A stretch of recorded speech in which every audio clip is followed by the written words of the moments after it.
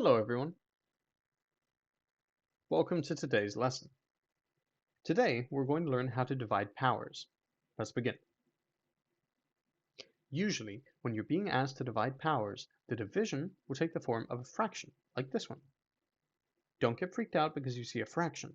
Remember that a fraction just stands for division. If you replace the numbers or variables on the top and bottom of a fraction with dots, you can see that a fraction even makes the division sign. Back to the question at hand. Since the bases that you're dividing are the same, there's a neat shortcut to simplifying this problem. Keep the base the same and just subtract the exponents. 5 minus 3 gives you 2. You're done. That's all there is to do. Let's go ahead and try another example.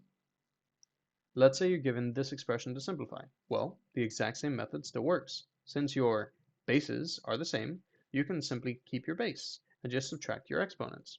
Remember that just like you always read top to bottom, you also go ahead and subtract top minus bottom. You can go ahead and rewrite this expression. Now all you have to do is simplify. Negative 3 minus 8 is negative 11. And you're done. That's all you have to do. I hope this video helped you. If you found it useful, don't forget to like and subscribe.